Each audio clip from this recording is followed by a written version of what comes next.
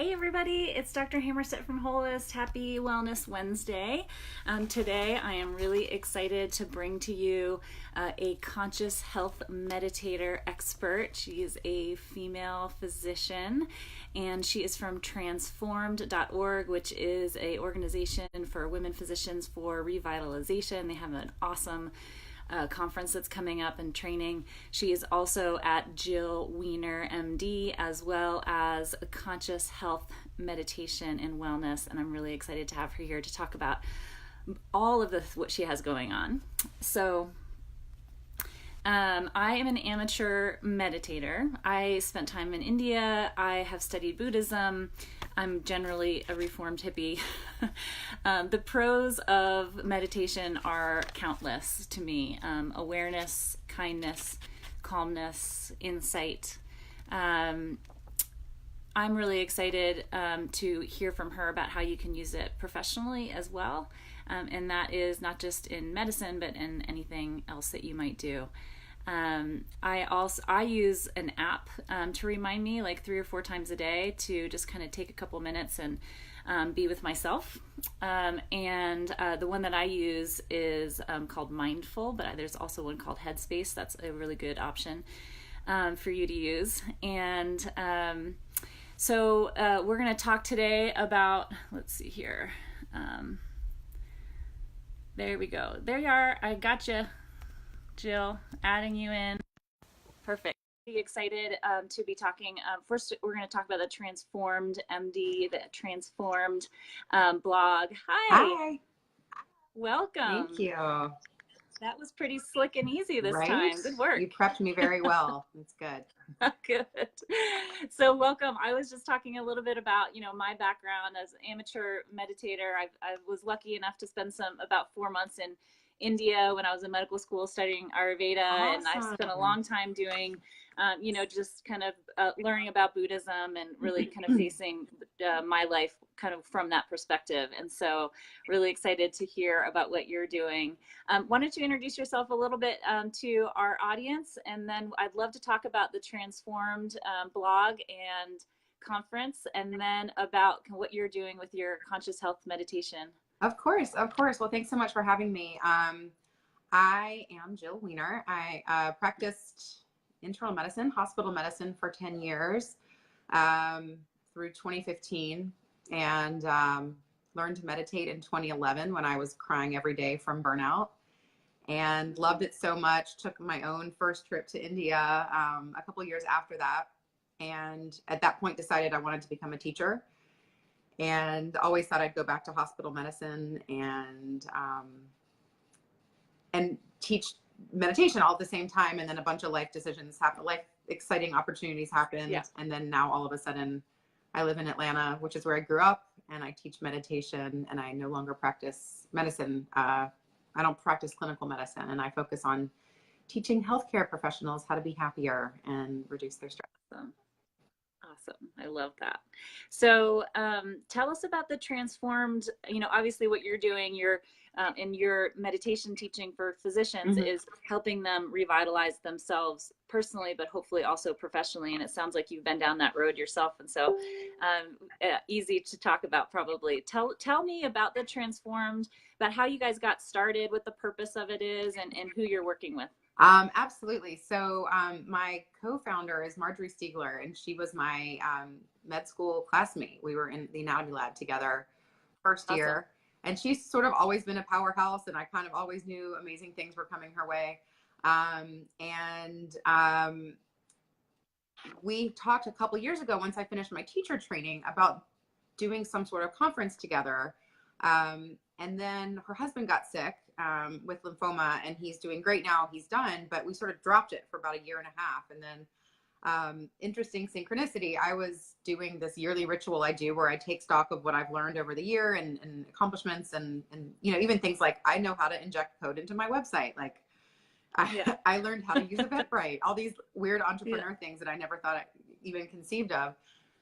Right. And then I set goals for the year. And one of the things was I want to do a conference with Marjorie this year, because I looked back at my goals from the year before. And literally the next morning, I joke you not, she texted me and she said, "Hey, I know we talked about doing a conference together a while ago. Is this something you're still interested in doing? So yes, absolutely. On the same. Yeah. And so that's how it started. And we knew we wanted to combine our talents, and she's just this amazing, inspiring powerhouse that, kind of is good at everything she does. And, Yeah.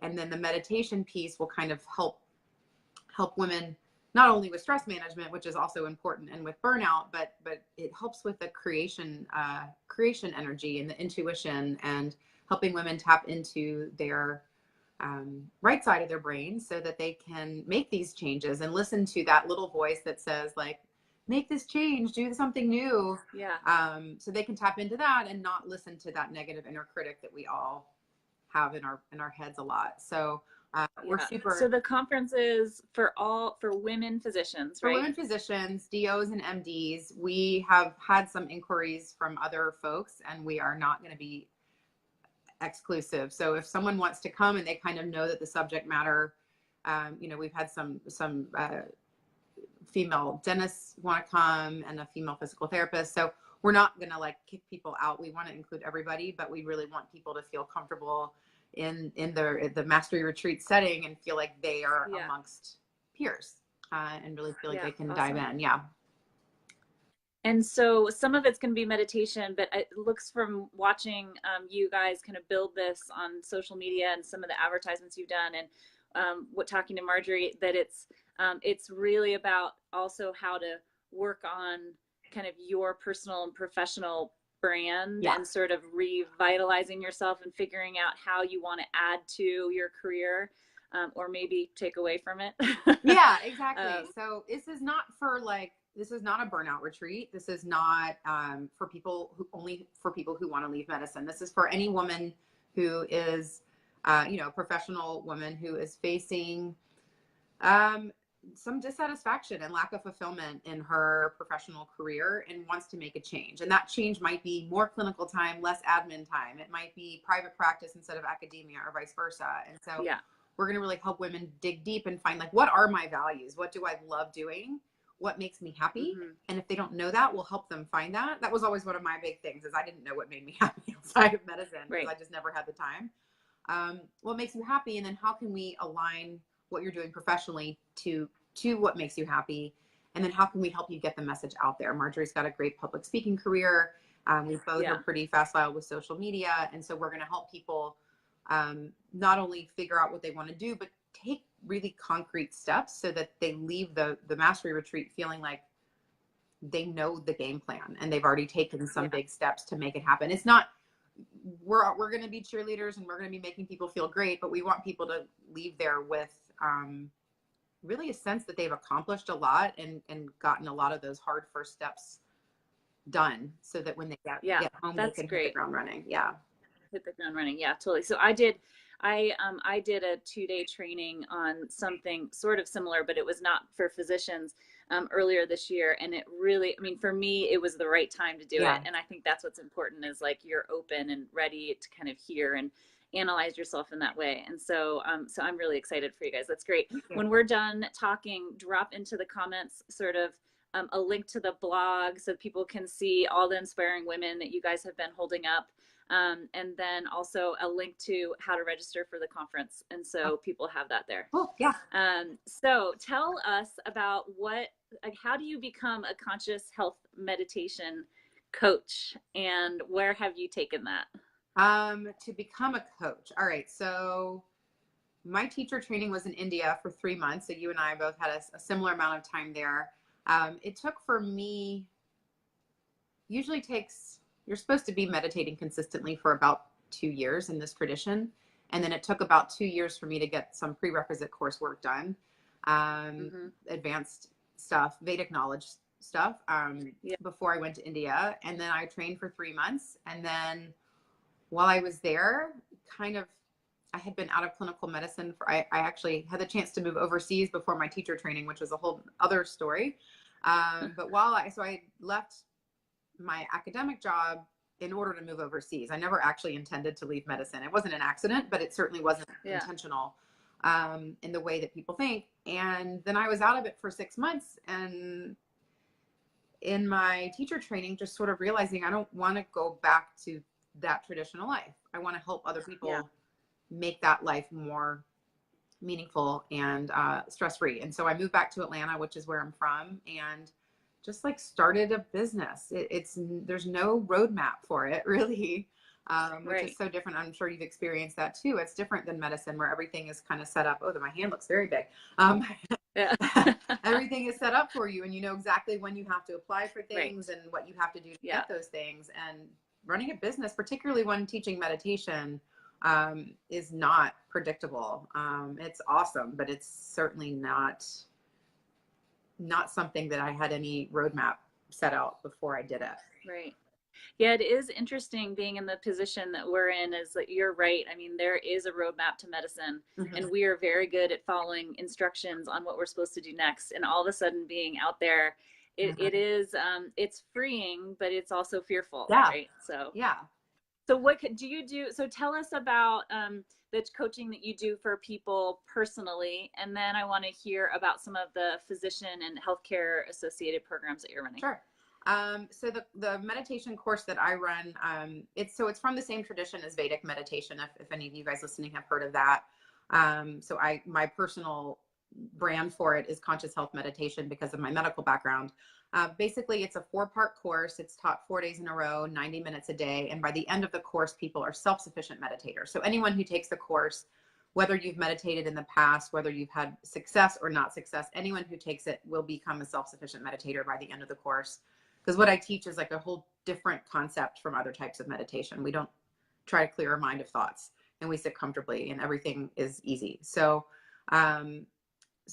that's the work that I do with my students. For the most part, I do that. And then I also work with, did you have a, And is that do you do that in person? Like, do people come to you Mhm.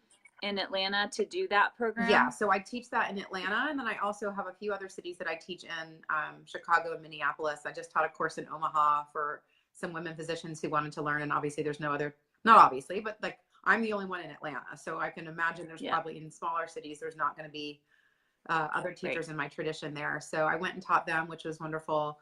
But yeah, so it's done in person, and it's a very hands-on workshop, and very experiential. There's no like, okay, just keep your fingers crossed, and in 6 months you'll start to feel something. It's immediate that everyone is able to Yeah. do the meditations and get the benefits. Yeah. I love that you said that you make it easy, right? I feel like people are afraid to meditate because they think you have to be like some pure like Buddhist or something, like, and able to, sit there and be in some sort of Zen like trance. And for me, that has not been what has not been what meditation is for me, because I don't think I'm ever going to be able to clear my thoughts, right? Mm-mm. It's for me, it's like being aware of my thoughts and like letting them go, which has been so powerful for me. So I love that you're kind of in that same vein. Yeah, it's great. And for the type A, I mean, everyone comes to me thinking they're the only humans in the world that have active minds and that are stressed and Yeah. anxious and whose thoughts are all over the place. And um, everyone thinks they're the only ones. And it makes me so sad, but it's also sort of endearing on some level that you Right. guys, this is how everyone's minds are. Yeah. And we use that to our benefit in the meditation practice. Mm-hmm. We're not going against the inner workings of the mind. So it's just a lot more effortless. Yeah. People feel great, like, oh my God, I'm actually meditating, which is Yeah. new for them. Yeah. So on Monday, I talked to Dr. Roxanne Almas about reflective parenting Mm-hmm. and reflective practice in terms of medicine.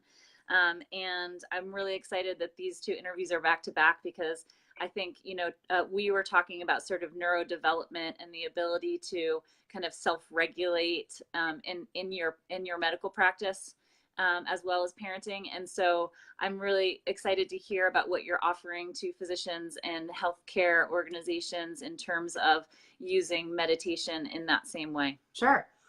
So, I mean, the meditation practice itself does a lot of those things. It gives you a bigger capacity to adapt to whatever's happening. We have this concept called adaptation energy that if you have enough of it, you can respond to whatever life throws at you. And if you don't have enough, you have a stress reaction. It's just as simple as that. There's actually no situation that's inherently stressful. So this practice in various ways, which I don't have time to talk about here, maximize our adaptation energy so that we kind of become ninjas, and it like doesn't matter if our patient didn't get their CAT scan, or a patient is, you know, late for their appointment, or we're running late, or we feel like we can, you know, it's just everything, we take it all in stride a lot more. So that's the big part of it, is just the practice. And then a lot of the other work I do with physicians revolves around compassion as well. Self-compassion, which none of us have enough of. We beat ourselves up pretty regularly. And in terms of the actual meditation part, that's the biggest part. And I also work to try to raise awareness of other modalities of healing, which I think you and I have a lot of overlaps just looking through all the work you've done. Other healing modalities that we're not really taught about in medical school, but that are super helpful and maybe considered woo-woo or something like that, how they can be helpful, and how doctors can use those modalities to help their patients when they're kind of like, I don't know what to do. You should try, it's stress related. You should try something different. Right. Bye. You know, we don't know how to, yeah. We're never taught how to continue that conversation. And so that's part of what I want to do, is help doctors with that. That's great. So that's, you know, similar to what the bigger picture of Holist is trying to pull teams of people together around health in order to support and amplify each other's services and outcomes, right? And so if you have your primary care doctor who has no idea how acupuncture works, and so they're never going to refer you there, not only that, the acupuncturist isn't going to call the doctor and try to educate them on what acupuncture is. Nobody's ever going to answer that phone call, right? And so everyone's in these silos. And I think for a while I was thinking about the silos of just being within medicine. So we're like, got your internal medicine camp and your surgical camp and your emergency medicine camp, and none of us are talking to each other, which is a whole nother problem. But actually it's so much bigger than that. I mean, the silos of just not understanding, and none of us are going to become like a physical therapy expert or an acupuncture expert, you know? And so trying to just do that education, like you were talking about, and like pull networks together so that people feel comfortable coming to Holist, and we have already approved everybody, right? And so you feel like you as a physician referring in would be more, you know, would feel better. Right. That's amazing. So it's amazing. Love that. So tell us a little bit about like what it would look like if you came to my hospital, to my group, to like teach us a course. I guess it depends on what people want. So I do like, I'll give lectures on stress physiology, and I can do some smaller stress reduction techniques with groups who kind of just want a bigger, like an introduction. If someone wanted me to come and teach my meditation course, basically like I do a ceremony on the first day of my class, and it's the 4-part course. So it would be 4 days in a row, 90 minutes a day. And I would teach all these providers how to become self-sufficient meditators. And then there's other work I can do too. I did a lot of work with faculty development in my past life, in my previous career. And so helping places create wellness programs. That's some other work I can do, retreat type stuff as well. And some stuff on Ayurveda and nutrition, but I've sort of veered away from that a little bit more. So I think really it's teaching people a meditation technique that they can do, that they feel confident in doing, and they can do right off the bat. That makes all the difference, rather than I'm going to give a lecture to 400 people about mindfulness, and like, you'll think it maybe sounds cool, but not be able to take anything practical away from it. Other than maybe a mind shift, and maybe that's all we want is a culture shift. But I can't imagine how much better my professional life would be if all of my consultants meditated. Oh yeah. I mean, it just sounds amazing. Exactly. And there's a little bit of a, do we fix the system or do we fix the person? You know what I mean? And I don't think that meditation is a substitute for needing to fix the system, which is very, very dysfunctional. And I think makes providers and patients, very often doesn't make them any better, makes them worse. It can make them worse. But I just had a post on Kevin MD last week, and this one man was commenting like, burnout is because the system is bad and it's corporate and all these things. Well, for him, that's what burnout was. But for me, that's not what it was. And it's these inherent things just inherent to practicing medicine. And to not give people the tools to deal with this corrupt system or broken system while we're trying to fix it, it's just like a life raft, you know? Yeah.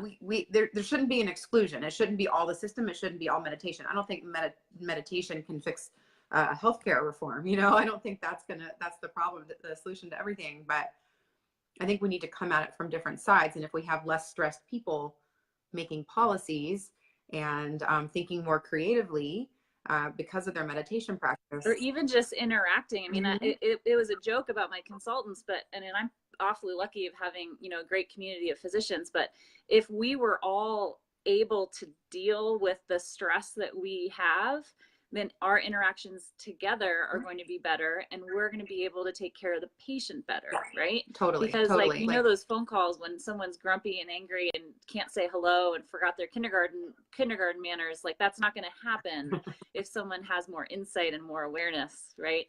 And then the whole interaction is better. I also, I mean, I know how I feel on the days that I'm able to sort of like, I mean, I'm an emergency medicine physician. I work all nights, right? I have like my people are stressful, right?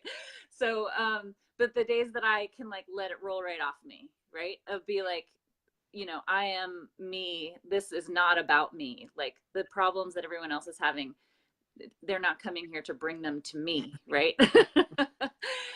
That I know how much better those shifts go and how much better my interactions with my patients are. And if we can do that, even just one person by one person, like that's how we fix the system. Yeah. Is because you can't even begin to tackle the bigger administrative problems, the big business problems, if you're not able to be present in yourself and with your patient in that relationship. Yeah, so absolutely. Well said. I really great. Very much agree with that. That's great. What else do you want to talk about today? Ooh, what do I want to talk about? I don't know. I feel like this topic of meditation fixing this, and what we were just talking about, this comment that this man wrote was very thought provoking. But it was also for me signified like just how sick our system is. And maybe we could talk about, I don't know, doctor resistance to meditation, stereotypes about meditation, and why it is that I, myself as a doctor, until I started meditating, I wasn't open to it. And certainly whenever I tried to bring it up in my patients, I was in hospital medicine, so it's not really the setting to do that. But I got like hostile resistance from some of the patients. Some of them were like, yeah, it's definitely stress related. I can understand that. But maybe a little bit about on doctor culture and why it is that we are able to recognize when something is stress related in other people, but we have a hard time with ourselves, asking for help. Why do you think that is? I think I don't know, our culture is so very much martyr. You know, we have to take it all on ourselves, and we have to know everything. And we can't show any weakness. You know, you are late you're sick in residency. How many times did you show up sick, like way too sick to be at work? And then yourself get mad if someone else didn't show up for work because they were sick, like because they're weak or whatever. I mean, we just have this mindset in our minds. And so I think the more we can do to educate people that there's nothing wrong with non-allopathic medicine. There's so many other great things to offer people, and that the mind-body connection can't be fixed with expensive placebo drugs. How do you have a conversation? So I'm thinking, I mean, I totally agree. We have walls up as physicians for sure. And I think that's one of the problems. And that's one of the reasons why I like to do these kinds of interviews, because I want the patients to know that we're real people, and I want them to get to know us, that we can just be more honest and authentic in our relationship. How do you have a conversation with a patient about something that is stress related? Like when they don't want to hear that? Yeah. Like how do you broach that? Do you start by giving them the solution instead of like naming it as being stress related? Well, I don't know. I think we have this thing where we're like, we'll order all these tests and try all these different things until they all come back negative, and then we're going to resort to stress related as the worst possible outcome. Yeah. I think what we need to do is treat stress related as the best possible outcome, because we can fix stress. Fix that. And Yeah, I love that. And so if we're not doing that as like, okay, I just put you through like a bunch of painful invasive tests that were expensive and I knew weren't going to come out positive because I knew this whole time it was stress related. Sometimes we don't know, but a lot of times we know. Having that honest conversation, stress related is a good thing. That's exciting, because it means that we can address the cause of the stress and make you feel better. I like to share my own anecdotes of my own mind body things that are just sometimes so mind blowing. The symptoms that I will have inside my own body that are from my head. And that doesn't make me crazy. Right. Maybe I'm crazy, but you know, we need to take the stress related away, the crazy out of that equation.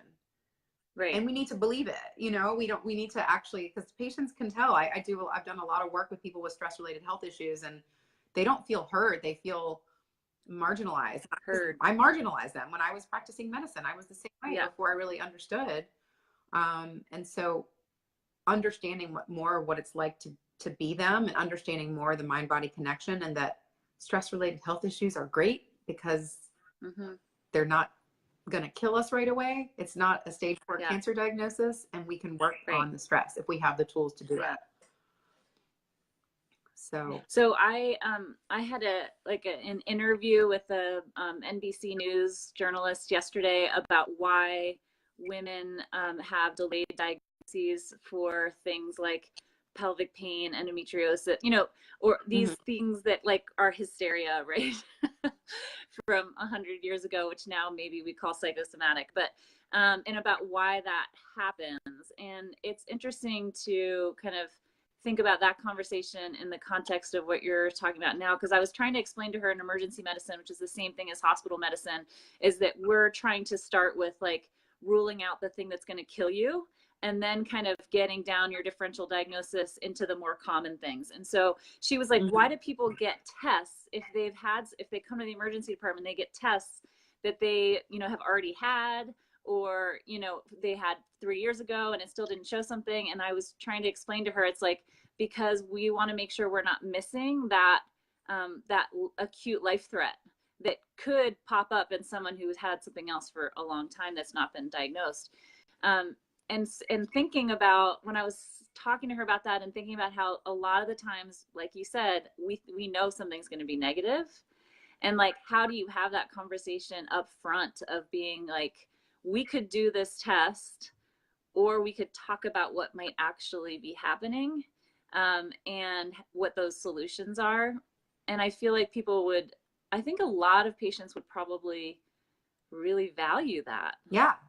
Absolutely. If we're just like, I mean, I've found myself doing that more and more my last couple of years practicing, but just being honest, I don't have all the answers, and me running a test isn't going to, like, I don't think this is going to give me the answer. Here's why I don't think you're about to drop dead. You know, like, here's why. It is possible I might get some answers from this test, but it's also possible you're going to get more radiation than you need, or that we're going to find something we don't even need to find. And just owning up to the same way you would talk about a medical error, you know, just say like, we made this mistake. I'm so sorry. Here's what happened. I just want to be honest. Just say like, I can keep running tests. I just don't know where it's going to get us. And I'd rather spend this time trying to help you feel better. Yeah. I mean, it's time. Time is the difficult thing, I think, in our health system. Right. So when you were still practicing, did you try to help your patients meditate, like in the context of a clinical Not really relationship? No, because I mean, what the type of meditation that I practice and that I now teach isn't amenable to that. Like, it's a different, you can't just like do that with someone for 5 minutes. Along the way, I've learned some more some smaller, shorter, reproducible relaxation techniques that at least allow us to bring up the conversation. But all I really knew then was Vedic meditation, or conscious health meditation. And you can't just like, I didn't know how to teach it. And you can't just like do that with someone in 10 minutes. were I Yeah, comfortable so meditating? I have a good story for Sure. you. I can't believe I didn't think about this till right now, but when I was a resident, so I trained emergency medicine at Harvard, and we had obviously had a really big research team, and we were all supposed to be doing research, and everyone's doing like sepsis or like something like that, and I actually did. I met with Herbert Benson from the relaxation response. He's like Harvard psychiatrist who in the 70s wrote this really famous book called The Relaxation Response. So I went and met with him, and we created a study where when people had were going to get LPs, I would have them listen to this like CD that we had written out, a 10-minute meditation. Cool. And we were trying to, like, before they were going to get their LP, and then we had the research assistant sort of decide, ask them questions before and after about how they were feeling and how hard the LP was and all this stuff. And it was really an interesting experience. We did not show any change in benefit, but I think it's like so hard to know why, right? I mean, it's like they're about to get a lumbar puncture, they probably have a terrible headache, and that's why they're getting it. They're listening to something in an emergency department. So I don't know, but it was really interesting. It brought up a lot of like, how do you study these kind of things, Right. in a clinical setting? So, and there's so much that goes into that. I'm actually doing a study now with the hospitalist group at Emory, where I'm teaching they do a burnout score and a sleep survey before and after, and I'm teaching my course, like my full course. Yeah. We're doing 12 of their hospitalists now, in one of their smaller hospitals, and then depending on how that goes, hopefully bring that out to the bigger group. But yeah, it's like, okay, so that's 12 people. What kind of, we know that it's not powered, really, but it's sort of with I think a lot of the meditation research, it's hard to be completely scientific about all the different factors that can go into it. And maybe it's like acupuncture. It's like, what's your control? Yeah, exactly. And so I think we just get as much data as we can. And you know what, like randomized control trials, they're flawed too. It's all flawed. That's what part of what always disturbed me, is that you can apply them, but only to that specific subset, and then it's like, oh, well, this study showed this, let's give that to everybody. But you can pick everything apart. And so I think the idea is to, do the best we can. And I actually there's a researcher at Emory who's doing some research in meditation as well. I met with her, and people who meditate, and experience the benefits, they love it and would never want to give it up. But then when you try to measure that scientifically, sometimes it comes up great and sometimes it doesn't. And that's where conundrum is, like, why are these studies, some of them not coming up? And there's not a great answer, but it's also possible that it's not the right way to study them. Right. Yeah. But doctors need that, obviously. And I understand that. Like, we want some proof that what I'm doing, what I'm dedicating my time to, or my energy, or teaching my patients about, is going to help them. That obviously makes sense. But I don't know. I just think everyone should just do it.